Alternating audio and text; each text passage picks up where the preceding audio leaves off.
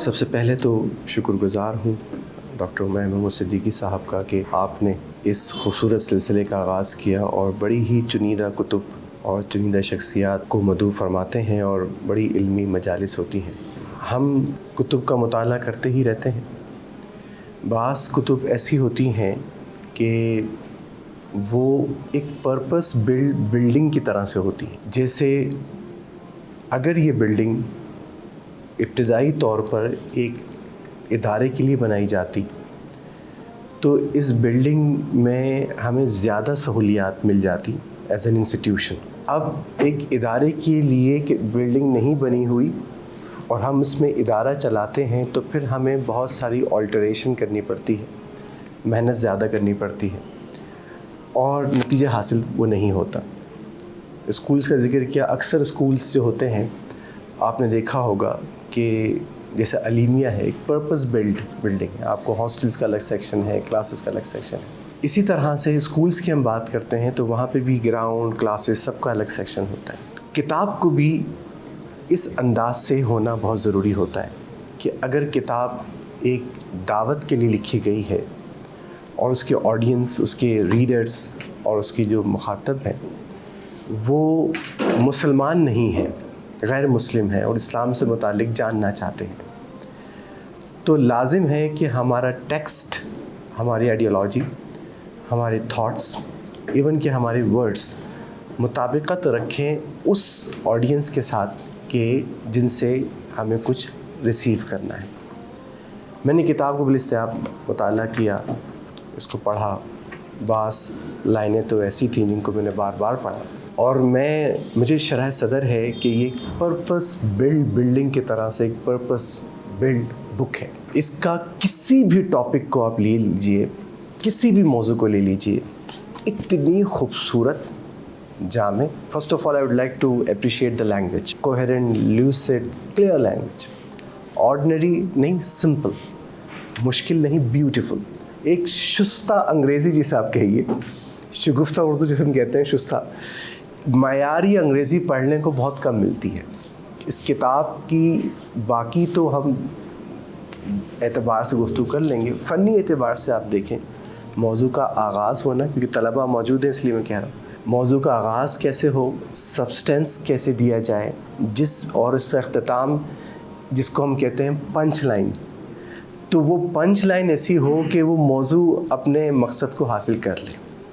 تو جو first attribute میں نے اس بک کو دیکھا، میں نے اس بک میں کوئی آئیں بائیں شائیں بالکل بھی نہیں دیکھی، یعنی کسی بھی موضوع میں ایسی چیز نہیں ہے کہ کہانیاں، ایڈیشنل سٹوریز، ایڈیشنل ایگزامپلس یا کوئی روایات ایسی استعمال ہوئی۔ ہمارے یہاں شروحات لکھی جاتی ہیں اور ایک جیسے ہدایت کی بخشش کی 11 آپ نے دیکھا ہوگا کہ شروحاتی کتب موجود ہیں، تو اس میں جو قاری جو پڑھنا چاہتا ہے اس کو تلاش کرنا پڑتا ہے۔ مجھے ایک صاحب نے ایک شرح دی اعلیٰ حضرت کے سلام پر، تضمین لکھی انہوں نے، ماشاءاللہ دوست ہیں امجد راضی صاحب، بہت اچھے آدمی، بہت ٹیلنٹڈ آدمی ہیں۔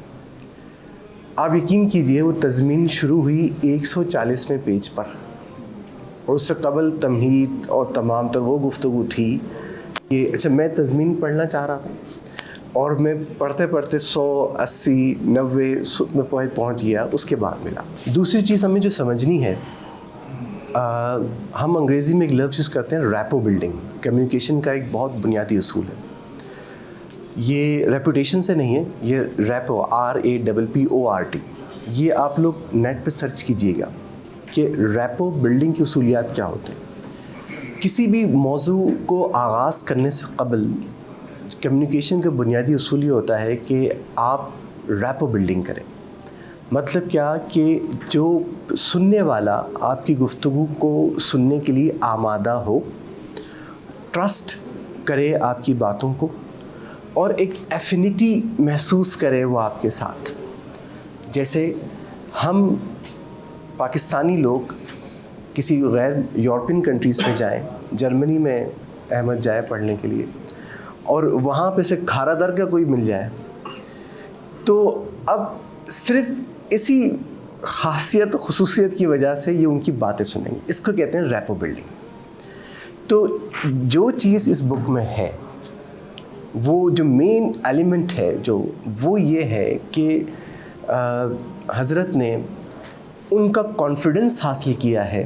اگر امریکنس ہیں، کیونکہ ہم نفسیات پڑھتے رہیں تو ان کے نفسیاتی مسائل کیا کیا ہیں، ایڈلر نے ان کے حوالے کیا کہا ہے، فرائڈ کیا کہتا ہے، اور اس طرح کے جن کے وہ مانتے ہیں باتیں، ان کی آئیڈیالوجی کیا کیا ہے، ان کا نیشنل بیہیویئر کیا ہے یورپین لوگوں کا، ان کا ایٹیٹیوڈس کیا ہے، وہ کن حوالوں سے سوچتے ہیں جس موضوع کو، ان کے اندر سوالات کیا کیا پیدا ہوتے ہیں، وہ اسلام کو یا اسلام کے کسی بھی موضوع سے متعلق ان کا محور کیا ہوتا ہے. یقین کیجئے، مجھے یہ جب میں بک پڑھ رہا تھا مجھے یہ احساس ہوا کہ حضرت نے بہت محنت سے پہلے ان تمام ایٹیٹیوڈس کو سامنے رکھا، پھر اس کے بعد اس ٹاپک کو بلڈ اپ کیا. یعنی اگر اسلام کی ڈسکرپشن ہے، کسی اور موضوع کی ڈسکرپشن ہے، مجھے یہ محسوس ہو رہا ہے کہ ان کی کیا کہتے ہیں وہ تیر بہ ہدف جسے کہیں. یعنی کوئی بھی ایک بات ایسی نہیں جو پاکستانیوں کے لیے ہو، کوئی بھی بات ایسی نہیں کہ جس کو ہم عام طور پر مساجد میں فضائل و مناقب کے ساتھ بیان کرتے ہیں. کوئی بھی موضوع ایسا نہیں جس کو ہم کہتے ہیں کہ بھرتی کے لیے ہو یا ایسے موضوع ہو. یہ آسان نہیں ہوتا. یہ وہی شخص کرتا ہے کہ جس کے ذہن میں جس کا مشن بہت شفاف ہو اور جس کا ویژن بہت کلیئر ہو. اور یہ اس طرح کے موضوعات کو لکھنے کے لیے واقعتاً وہ 45 سال، وہ 30 سال کا مشاہدہ، تجربہ، محنت، ملاقاتیں وہ چاہیے ہوتی ہیں، جس کے بعد انسان ایسا ٹیکسٹ لکھ پاتا ہے جو کہ بالکل ریپو بلڈنگ کے ساتھ چل رہا ہوتا ہے. تو اچھا، ہمارے ہاں مسئلہ کیا ہے؟ ہمارے ہاں مسئلہ یہ ہے کہ جب ہم جس گیدرنگ میں جا رہے ہوتے ہیں یا ہماری گیدرنگ چینج ہوتی ہے، ہماری تقریر چینج نہیں ہوتی. یعنی ہمارے ریپو بلڈنگ کا فیکٹر ہم نہیں کرتے، تو نتیجہ یہ ہوتا ہے کہ لوگ بعض بور ہو رہے ہوتے ہیں، بعض لوگ کمنٹس ڈفرینٹ ہو رہے ہوتے ہیں. ہم وہ اسٹڈی نہیں کرتے کہ ہم اگر ایک انسٹیٹیوشن میں جا رہے ہیں تو ہمیں کیا گفتگو کرنی ہے، ہم ایک جلسے میں جا رہے ہیں کیا گفتگو کرنی ہے، ہمیں اسکالرس کے ساتھ بیٹھنا ہے کیا گفتگو کرنی ہے. مجھے سب سے خوبصورت بات اس کتاب کی جو لگی وہ یہ لگی کہ انہوں نے اس آڈینس کو بہت تھورلی ریڈ کیا ہے یا ایکسپیرینس کیا ہے، اور جو بھی ٹیکسٹ لکھا ہے وہ ٹیکسٹ ایسا لکھا ہے کہ جیسے اگر کوئی غیر مسلم جو جاننا چاہے تو وہ اس کو منوعاً سطر بائے سطر اس کو وہ چیز مل رہی ہے. ایک اصول اور کمیونیکیشن کا میں شروع میں بیان کر دوں جو میں نے محسوس کیا اس میں، اس کے بعد میں اس کے ٹیکسٹ کے حوالے سے گفتگو آپ سے کرتا ہوں. ہم جب بھی کوئی اسپیچ یا کوئی بھی نیریشن کو بلڈ اپ کرتے ہیں، یا یوں کہیے ہم کلاس کے لیکچر کو تیار کرتے ہیں، تو ایک اصول بتایا جاتا ہے فارمیٹ کا. فور یہ نیومیرک والا 4 اور MAT میٹ، فارمیٹ. وہ کیا ہوتا ہے کہ جو لوگ ہوتے ہیں وہ مختلف نوعیت کے ہوتے ہیں. بعض لوگ ایسے ہوتے ہیں ان کی جستجو صرف یہ ہوتی ہے کہ کیا بات کرے گا، دیکھتے تو یہ کہتا کیا ہے.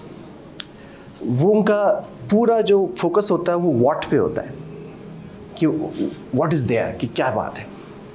اور ایک طبقہ ایسا ہوتا ہے، بعض ایسے افراد ہوتے ہیں جن کو یہ غرض نہیں ہوتا کہ وہ کیا کہہ رہا ہے، اس کو صرف اس لیے ہوتا ہے کہ کیوں کر رہا ہے یہ کام، ہمیں بلایا کیوں ہے یہاں پہ.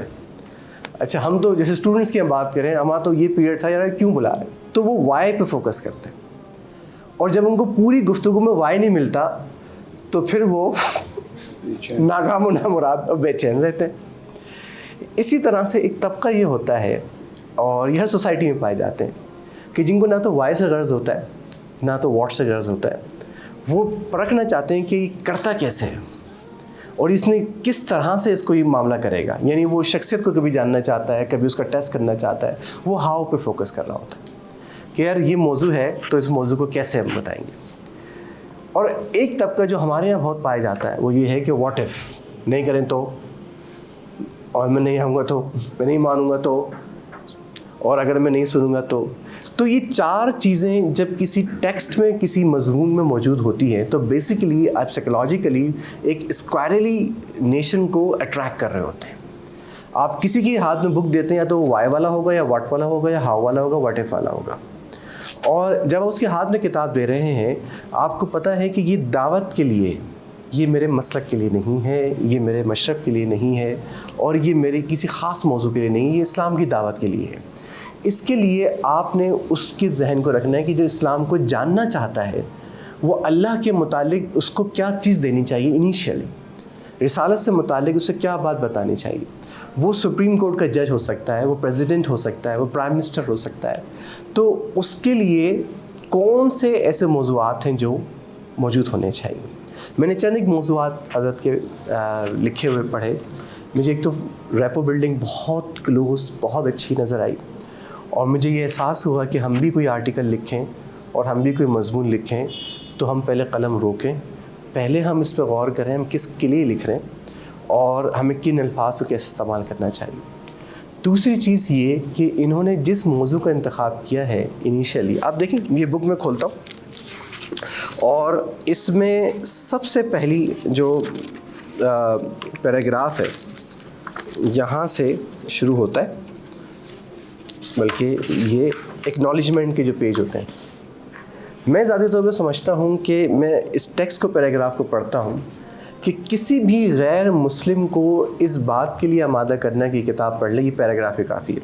اس میں لکھا ہے gratefulness is a virtue and in Islam being grateful is a religious obligation on Muslims. Muslims are to thank the Lord for his bounties verbally and physically and to thank people for their help and favors. The Prophet Muhammad sallallahu alaihi wasallam once said, anyone who is not grateful to people can never be grateful to Allah. کتنا خوبصورت آغاز ہے اسلام کا.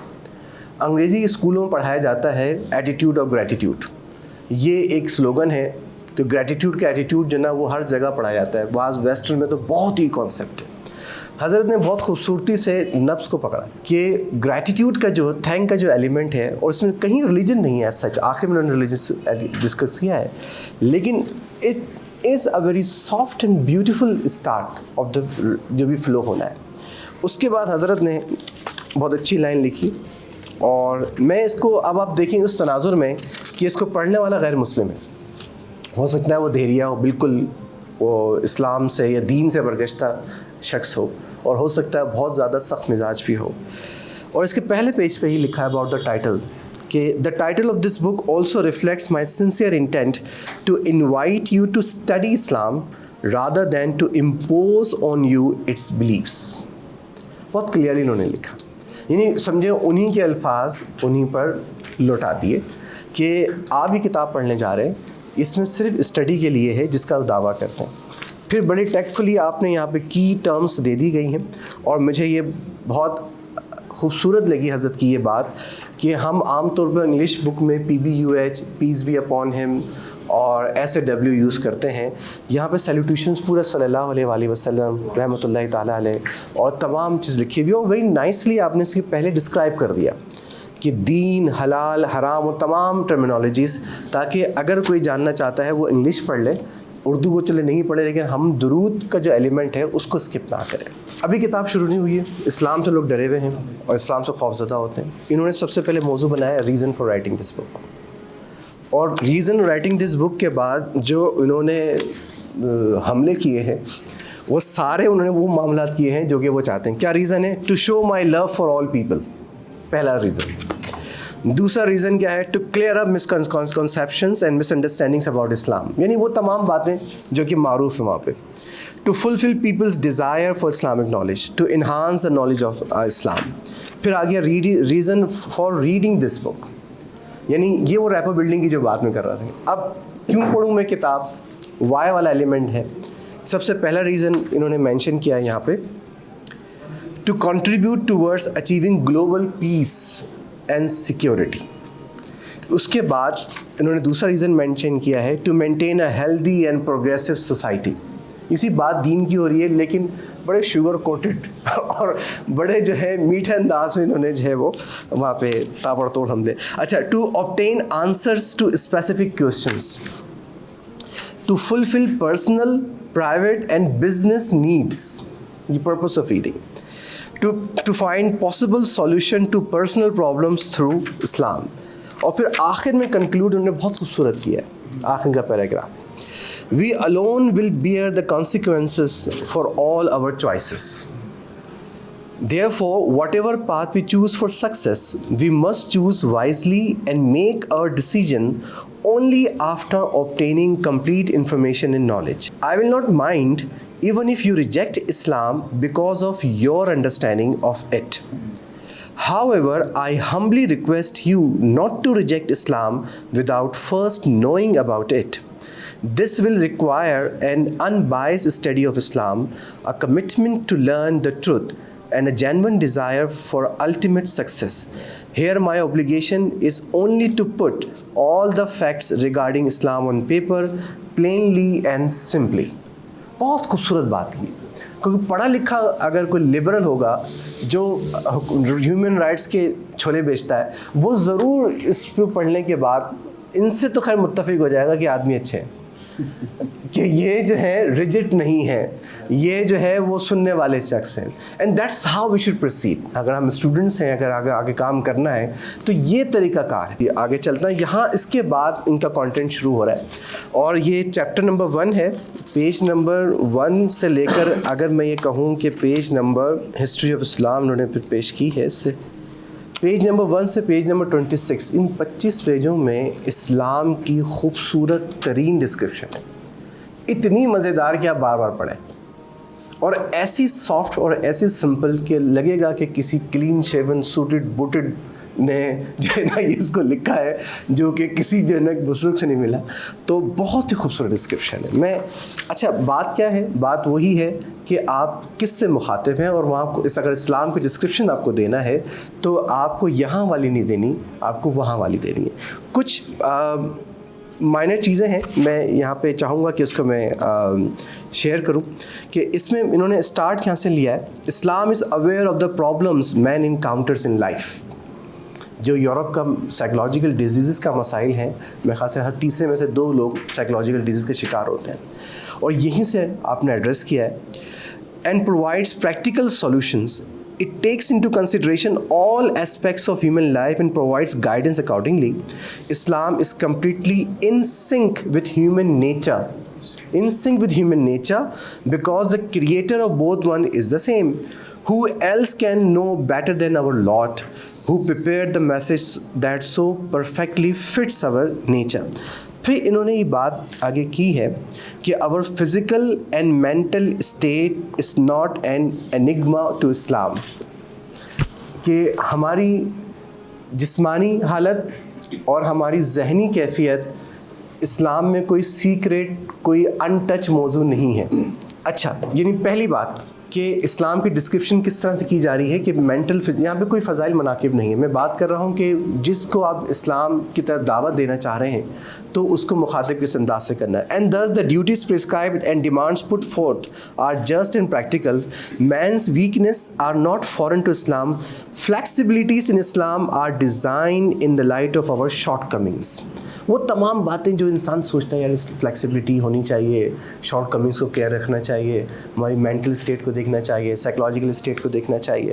Therefore, similar to an inventor of a machine who is familiar with its every component, our Lord knows us well and provides for our needs and capabilities according to his limitless knowledge. بہت خوبصورت بیان ہے. پھر آگے انہوں نے وہ تمام چیزوں کو میں نے ہائی لائٹ اس لیے کیا ہے کہ ہم جب انگریزی کی بک پڑھتے رہتے ہیں مختلف سائیکلوجی کی, مختلف رائٹرس کی, وہ انہی چیزوں کو چھیڑ رہے ہوتے ہیں. اور اب آپ دیکھیں کہیں انہوں نے سوسائٹی کی بات کی ہے, کہیں انٹیگریٹی کی بات کی ہے, کہیں انکلوسیونیس کی بات کی ہے. کہتے ہیں جو اس سے پہلے ڈونلڈ ٹرمپ کو امریکنس نے ریجیکٹ اس لیے کیا کہ امریکن سوسائٹی انکلوسیو سوسائٹی ہے, وہ ہر ایک کو قبول کرنے والی ہے, اور اس نے لوگوں کو باہر نکالنا شروع کر دیا.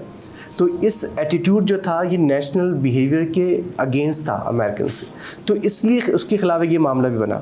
تو ان تمام باتوں کو انہوں نے پیش نظر رکھا ہے. It intends to strengthen the human community through a variety of interrelationships held together for the sake of pleasing Almighty Allah.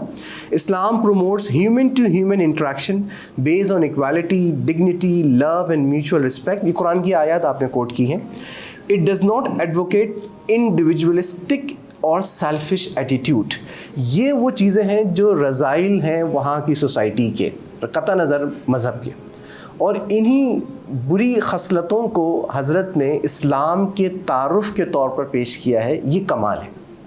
اسی طرح سے اسلام suppresses the part of human nature that harms oneself and others, create disturbance in society, destroys peace, inflicts injuries. یعنی social بات, Islam provides the necessary tools and guidance to suppress and control it.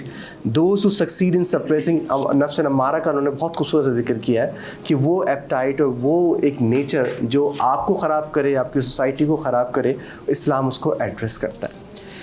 اس کے بعد Christianity کو آپ نے اس طرح ہٹ کیا کہ there is no contradiction or clashes within the rules set forth in Islam. No one is permitted, nor is there ever a need to violate the principle, however minute it may be, or in order to implement or enforce any other rule. چھوٹے سے چھوٹا اصول جو ہے نہ تو کوئی اس کو بگاڑ سکتا ہے, نہ کوئی نیا انوینٹ کر سکتا ہے. جو اللہ تعالیٰ کا بنایا ہوا اصول ہے وہی قابل عمل ہے. آخر میں جو بات انہوں نے اس چیپٹر کے آخر میں کی ہے, انہوں نے یوں سمجھیے کہ ہر ویسٹرن جو نان مسلم ہے, جو لبرل ہے, جس کو اپنے آپ میں ایک تنہائی محسوس ہوتی ہے, اسی کو ایڈریس کیا. ان اسلام a believer is never alone. اگر جو اسلام سے دور ہے اور مسائل کا شکار, چاہے یہاں کے بھی جو لبرل, ہاں یہاں جو لوگ ہیں, جو بھی لبرل اپنے لیبل لگاتا ہے وہ ہے alone, تنہائی کا شکار ہے.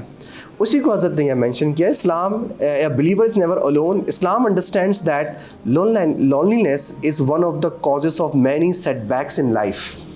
Thus, Islam promotes family ties, builds caring friendships, admires strong relationships, and demands constant contact among people. Moreover, by having a strong connection and nearness to the Lord, through remembering Him continuously, one never feels lonely and always enjoys His company. یعنی اس میں آپ دیکھ لیں ایک ایک لفظ جو ہے اس سوسائٹی اور اس کے نیڈس اور ان کی ضرورت کے مطابق ہے. تو اس کے بعد جیسے میں نے کہا, اسلام کے ڈسکرپشن میں بھی حضرت نے وہ سوال اٹھایا ہے کہ جو یوزولی کہا جاتا ہے could a man invent Islam. پہلا سوال ہوتا ہے وہاں کا کہ اسلام تو یہ انوینٹ کیا گیا ہے, اور آپ نے بس مننے سے سوال اس میں لکھ دیے. How could a man about 1400 years ago formulate a comprehensive way of life that encompasses human beings' every need for all time to come? How could he ensure that his teachings would remain valid for all times and situations, even until the day of judgment? How could he have predicted the future with such precision? How could he have developed such a system of life that would survive for centuries and not even be altered slightly? اب آپ دیکھ لیں کہ logically reason بیس ساری گفتگو ہے, اور اس logical reason بیس چاروں خانے چت کر دیتے ہیں, آگے ڈسکرپشن کی حاجت نہیں آتی. پھر اس کے بعد یہاں پہ انہوں نے ایک اور بات اسی ضمن میں بہت اچھی کی, مجھے بہت خوبصورت لگی یہ بات. آپ نے یہاں لکھا ہے بات یہ ہو رہی کیا اسلام انوینٹ کیا گیا ہے یا ڈیوائن مذہب ہے.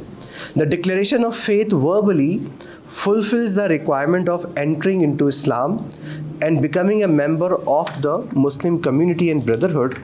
Certifying it from the heart is directly related to the being accepted by Lord and to achieving ultimate success. The Prophet was required to secure both declaration and certification. Had he invented Islam, اگر خود invent کیا ہوتا, one declaration would suffice. تو اس میں پھر certification کی ضرورت نہیں ہوتی. سرٹیفکیشن کی حاجت ہی بتاتی ہے کہ یہ مذہب ڈیوائن ریلیجن ہے. اسی طرح سے اگر ہم آگے چلتے ہیں کہ دوسرا موضوع انہوں نے بنایا, اسلام از فٹ فار ہیومن نیچر. بڑے سے بڑا پروفیسر ہے, یہ ضرور پڑھنا چاہے گا, اور یہ پڑھنا چاہے گا کہ کس طرح سے اسلام جو ہے وہ ہیومن نیچر کو فٹ کرتا ہے.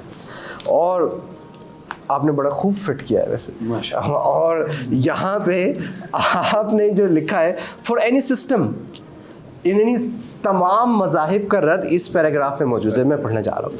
فار اینی سسٹم, آئیڈیالوجی اور religion to be fit for human nature, it must comprehensively consider every inherent quality and habit of humans and must provide proper guidance to assist people in reaching their goal of life. मज़हब सच्चा हो उसके लिए ज़रूरी है कि तमाम जिबिल्लत जो इंसान में मौजूद है उसको सेटिस्फाई भी करे, उसको गाइड भी करे.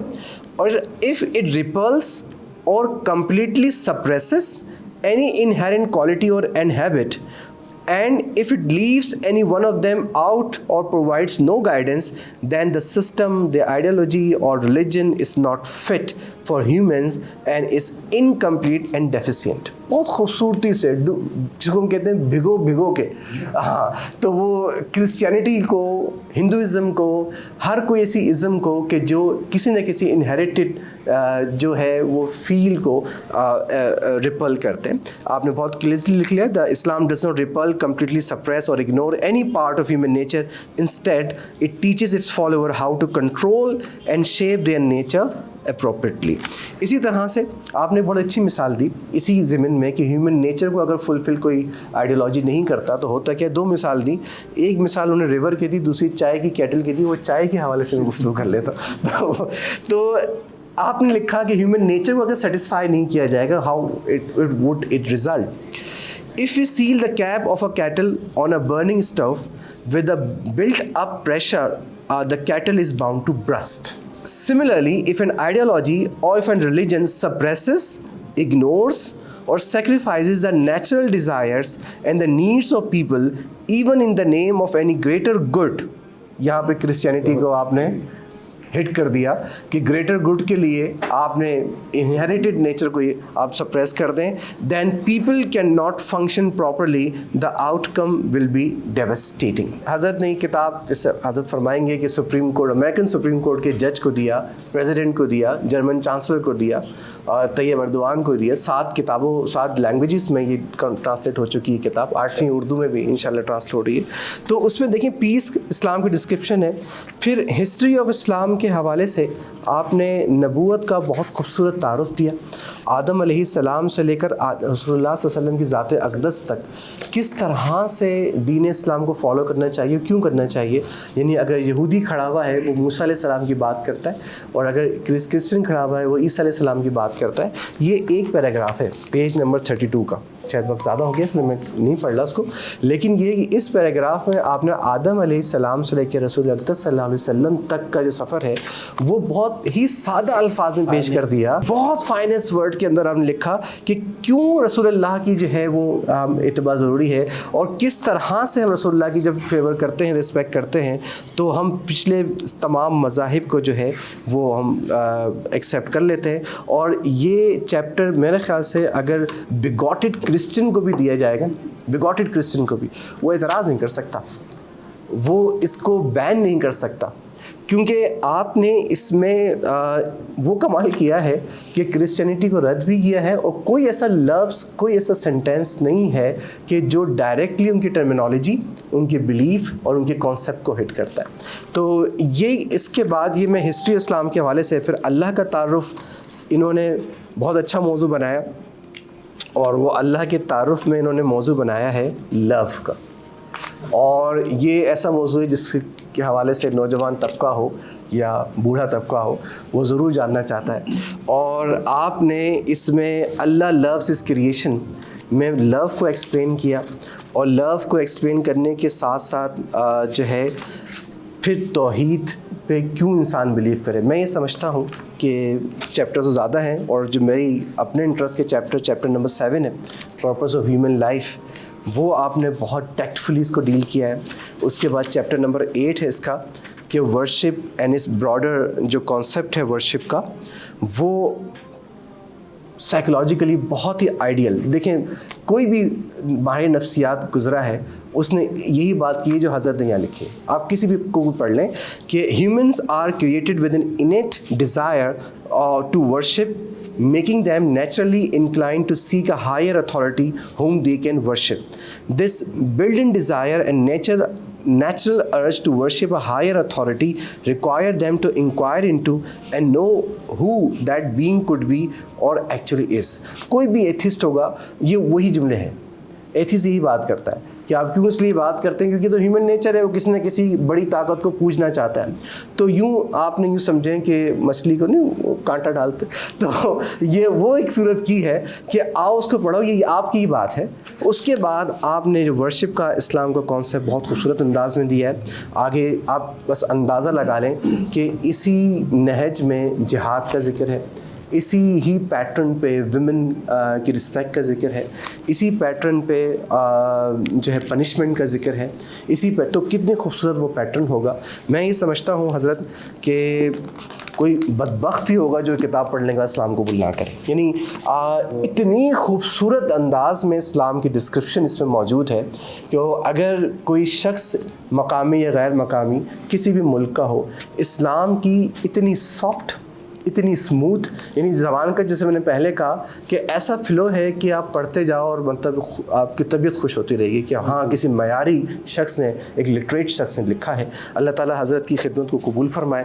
اور واقعتاً یہ سعادت ہے کہ آج حضرت ہمارے درمیان موجود ہیں، بڑے آدمی ہیں اور بڑا کام کیا ہے. میری دعا ہے اللہ تعالیٰ اس کتاب کو مقبول عام کرے اور اس کے فیض کو بھی عام کرے. جزاکم اللہ خیر. جزاک اللہ. جناب محترم ڈاکٹر ثاقب محمد خان، بہت تفصیلی آپ نے تعارف کروایا، اور میں یہ سمجھتا ہوں کہ آپ کے اس تعارف کے بعد ہم میں سے ہر ایک شخص کے دل میں یہ تمنا ضرور پیدا ہوئی ہوگی کہ اس کتاب کا بالاستیاب مطالعہ کیا جائے. دعا سے پہلے میں گزارش کروں گا ہم ڈاکٹر ثاقب محمد خان صاحب کو ہم اعزازی شیل پیش فرمائیں.